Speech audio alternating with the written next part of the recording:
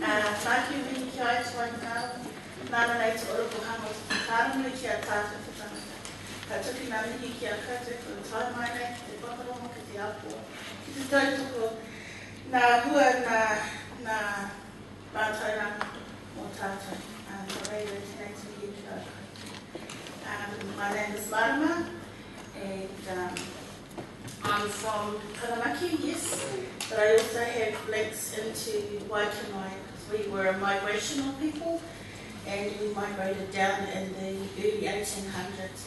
So if this had worked properly earlier, you'd be hearing the birds from my rohe where I come from. We just realised how many tui and kiriri were around us because we just spent the last week in Waikanae. So that you're recording them. But anywho, my presentation is coming from a place of what we call QBE. So I'm qualified by experience. But yes, I'm a woman as a Māori, been living with HIV for 19 years. But I've also been living as a Māori. So just recently I returned from Washington DC where we had an amazing Indigenous presence during the International AIDS Conference, and one of the symposiums that we've been working on for a year was actually one of 10 of the major symposiums for the entire conference. And it was entitled Culture, Law and Religion. I was on the Community Program Committee for the International AIDS Conference. I was able to wave the flag for Indigenous people and basically back up what our whai had just said before us around our cultural law and religion and how it affects us as Māori and our sexuality. So this is, in my opinion, what I heard from the symposium that we actually had in Washington a few weeks ago. So basically, you know, when you're talking about a Māori or any Indigenous person, what I'm speaking as a Māori, is that you're not just talking to a person here now at 10 o'clock on their own. You're actually talking to people who are constantly thinking of their tūpuna who've gone before them, where they are at the moment, and the future of their mokopuna. So when you're weaving a world of speaking to a Māori, that's what we're considering as we're talking. It's not about living in the moment. We actually take into consideration every decision we do, the impact or the relation to our tūpuna, to how we are today, and to how it's going to impact on the future of our mokopuna. For me, living with HIV was huge because this was kind of broken for me. Back in the 90s, when it was still a death sentence, it was considered, you know, don't even think about having children. So therefore, my whakapapa line was gone. I'd like to say now, they'll have 2 healthy children. One turns 3 on the 22nd of September, and the other is 6 in October. And they're both HIV negative. So my whakapapa and my future mokopuna are still going to be there. So hence I'm still thinking in this way. Right. We also live in a dual reality, which is kind of highlighted by our whai from the Pacific, is that we may be living in today's modern world, what I would term contemporary, and it's all about what's tangible.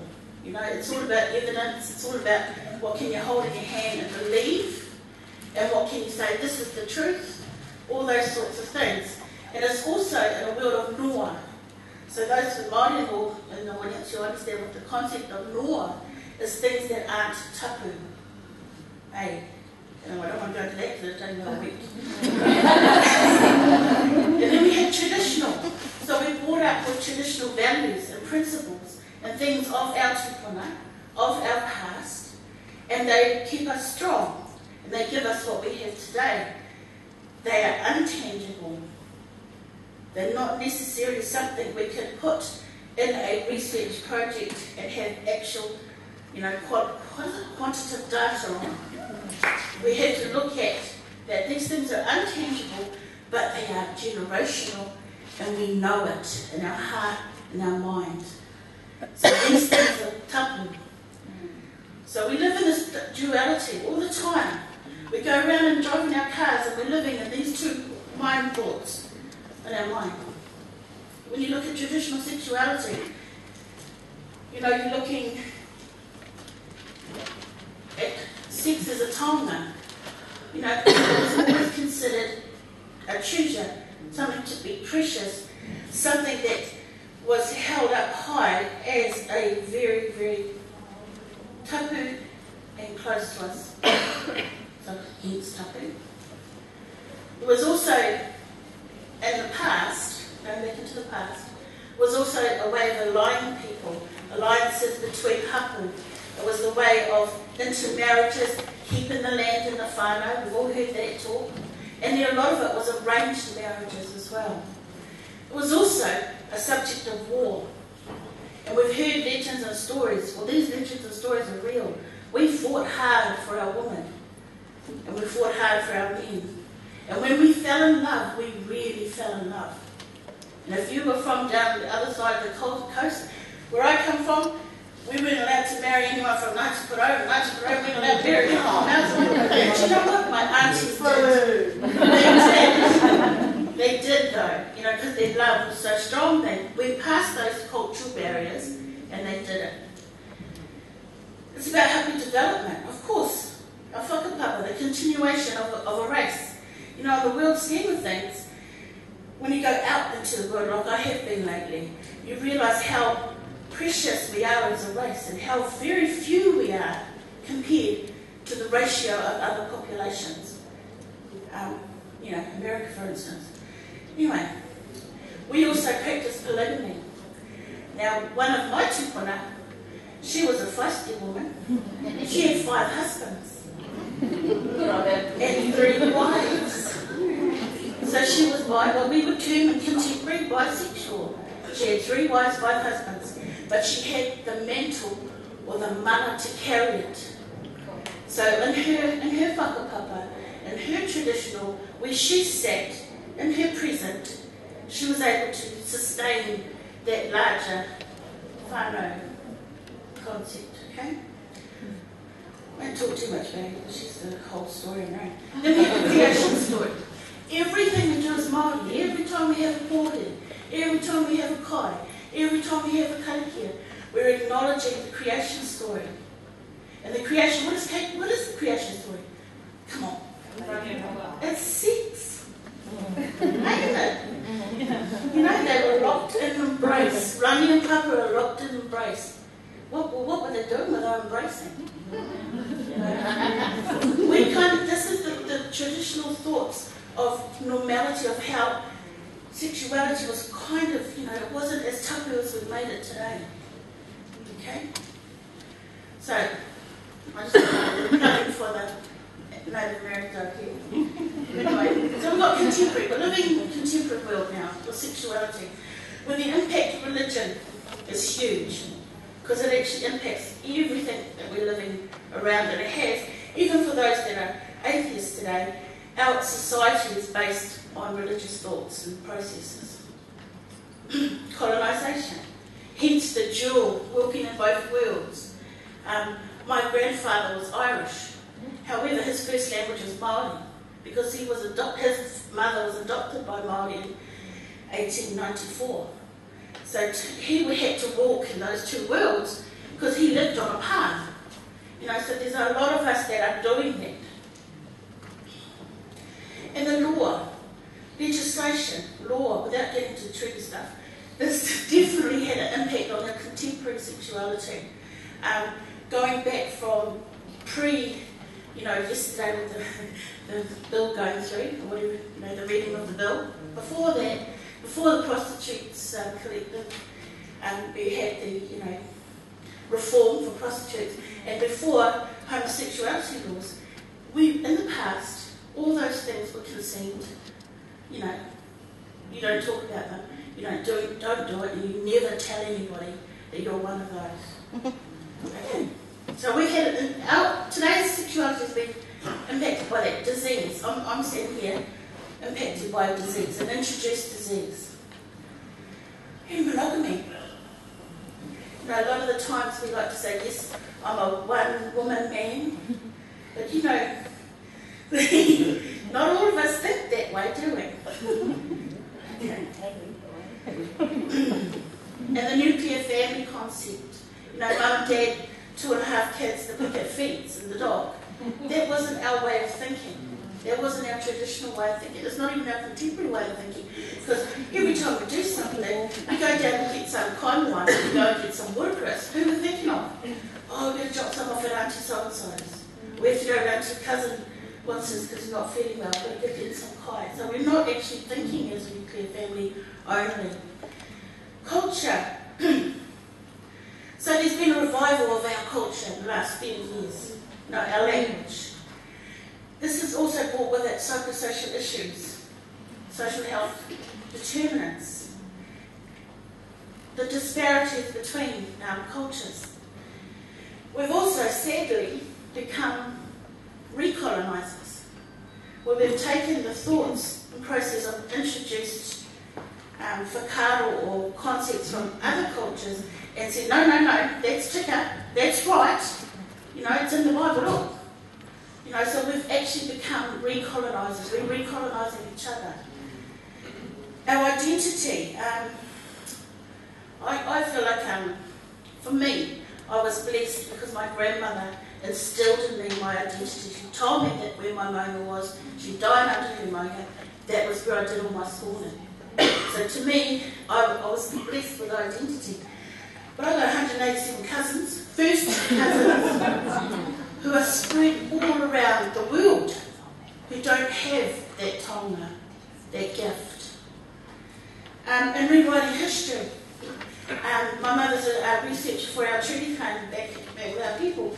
And you know, things that we were told all our lives, oh heck, not even. Not even. You know, you go into those libraries and you start pulling out all the information that is stored in archives. Oh, that didn't even happen. You know, so we've got to be aware that history's been rewritten, and it has been about our sexuality. Okay, our sexuality history has been rewritten. Law has had an impact. Women were legislated in chattels only up until 1975 did that change. So people evolved, we're still seeing, you know, we're still trying to get equality. Homosexuality, I talked about that before. That has changed in this country, but has it changed out on a park in the middle of nowhere? This is what I'm talking about. It may have changed in the city, it may have changed in you guys, we're converted. But honestly, the people we're going to talk to, they're still way back where that is a crime. Okay. The Crimes Act, I'm not going to get into that, but I'm going to talk about how that impacts on my sexuality as a woman living with HIV. You know, one day I might have to disclose to whoever I sex with. There might be a law there that says that I have to tell them I have HIV if my husband goes to pediatrics for me. And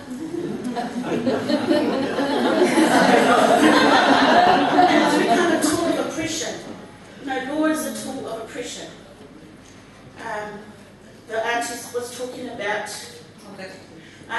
about rape and how you were given the exchange of that taonga meant it ended. You know, where I come from, you went fishing and never came back.